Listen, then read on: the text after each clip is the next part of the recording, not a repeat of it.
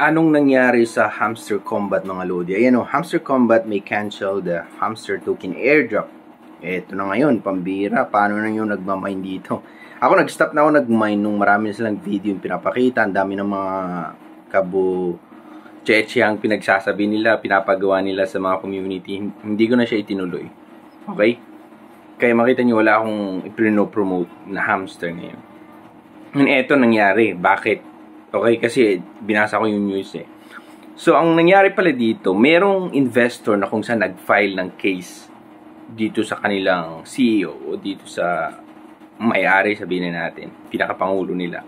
So, nag-file ng case itong isang investor na kung saan nag-invest siya ng $500,000 at parang napataas niya pa ata ng $1 million pinag-usapan. Ngayon, bakit siya nag-file ng case? Kasi nga, itong CEO nila dito sa Hamster, hindi niya in-honor yung agreement nila about profit sharing. Okay?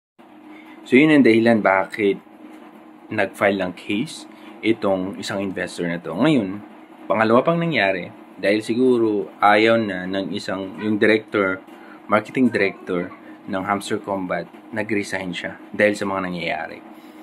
Alam niyo naman ang role ng isang marketing director, malaki, okay?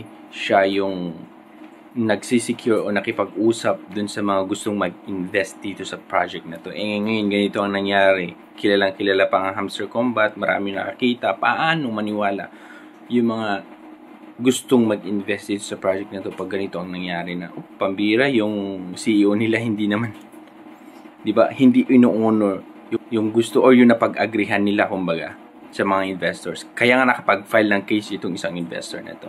So, ganoon nangyari. Ngayon, yan yung possible na reason bakit na delay. Di ba? August pa sana to.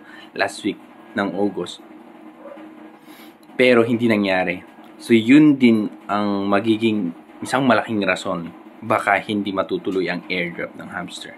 At mamatay na lang at paunti-unti na lang mawawala. Kasi titignan mo yung kanilang members dito sa Telegram from, I think, 150 million bumagsak ng nasa 80 plus or 80 plus na 80,000 plus na lang ata. So makita mo yung pag-decrease ng community, wala na, hindi na sila interesado. Kasi eto ang tandaan nyo, okay lang sana kung sila lang ang nagki-create ng mga ganitong project, pero hindi, araw-araw may mga bagong project na kung saan sisilipin ng mga ibang ng mga community. Pag check nila maayos, then go. Okay? So paalala lang, saan ba nagsimula itong Tap to Earn? Nung una, nung promote about Tap to Earn. Tap to Earn, marami mga crypto, mga crypto vlog creators, okay, na sinasabihan kami, saan nanggagaling liquidity niyan? Saan kayo kukuha? Saan? Pero tap lang, wala namang kwan dyan. Scam yan.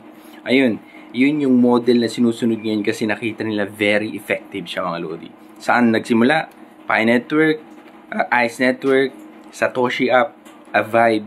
Tignan niyo yung mga project na to, mga Lodi. Okay? Yung Pi Network, wala pa kasi parang malaki ding issue to kasi noon pa to eh. Pero sila yung nagbigay, okay, nag-start ng model na ganito, na Tap to Earn.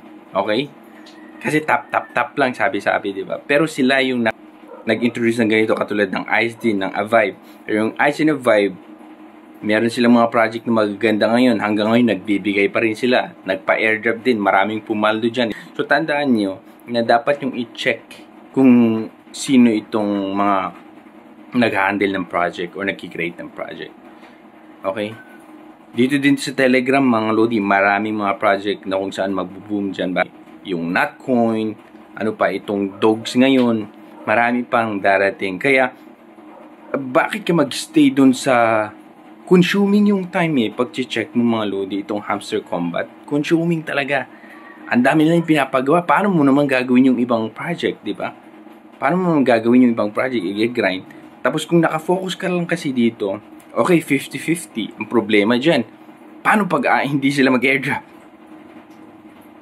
Paano naman pag mag-airdrop? Okay lang kung mag-airdrop sila. Okay? At least, makuha mo yung pinagpaguran mo. Pero may mga project pa naman dyan na kung saan nakikita nila kung ano yung mali ng ibang project, na unang project katulad ng Hamster Combat, at aayusin nila yun para yung mga community hindi alis at para yung mga investor mag-invest sa kanila. Ganun lang naman yun eh. Sa tingin siguro nila is mahirap magpadami ng community. Yung mga ibang project na bagong labas pa lang pero ang dami ng mga community na sumasali or marami na silang lumalaki yung community nila. Okay? So, ganun yun, mga Lodi. Pero nasa sa inyo yun, kung ituloy nyo pa rin ang Hamster Combat, pero ako, wala na to, hindi ko na itinutuloy. Okay? Ganun talaga. Meron akong mga project na kung saan na-promote, na kung saan ngayon dead na hindi ko na pinapakilaman. Kasi alam ko, wala eh. Wala mapuntahan. So, ito yung update natin sa Hamster Combat, mga Lodi. Sa inyo yan, ituloy nyo yan. Nasa sa inyo kung hindi nyo din ituloy. Pero, yan lang yung aking opinion dyan, mga Lodi, okay? Pero ako, hindi ko na itinuloy. Yung time sana na i-google ko dyan, ilagay ko na lang sa mga bagong project. Okay? Good luck.